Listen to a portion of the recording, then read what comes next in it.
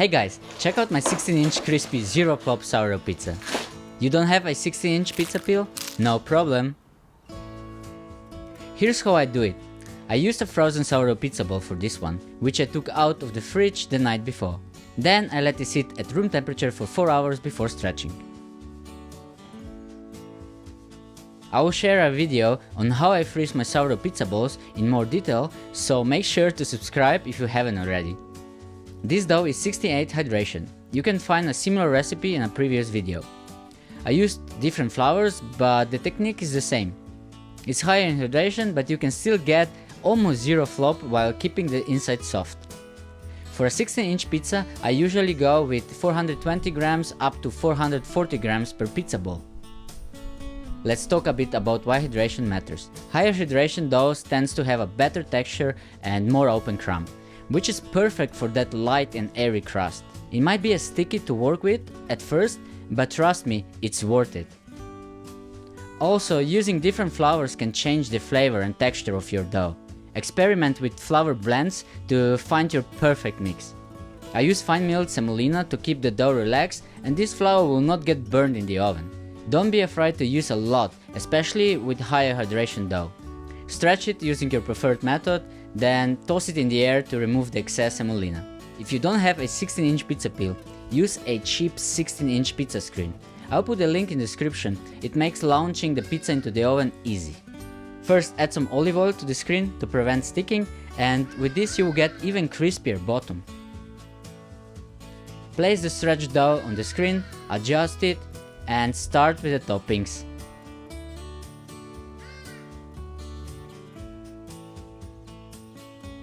For the sauce, I use San Marzano tomatoes with salt and oregano.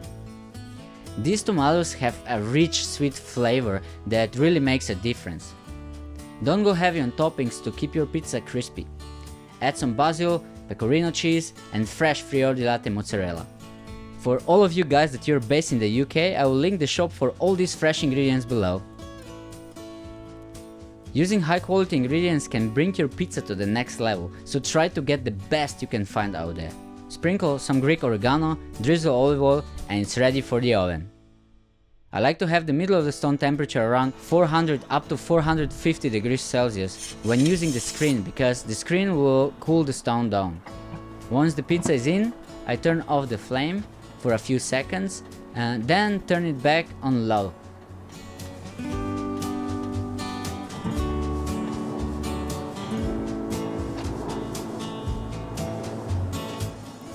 I rotate the pizza a couple of times while baking.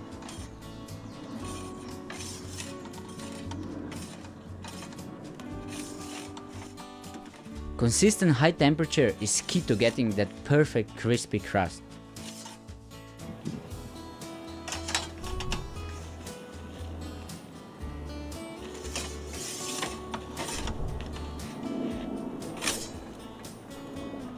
Again, turn off the flame and rotate the pizza.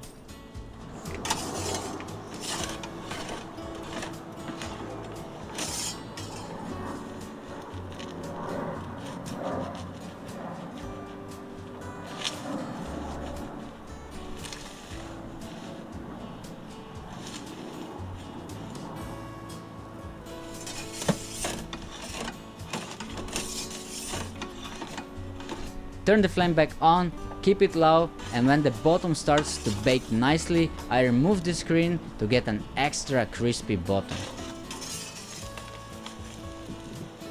You can turn the flame on full in the middle if you want to speed up the process and bake the top a bit more. Rotate it, turn off the flame, do the final rotations, and it's done.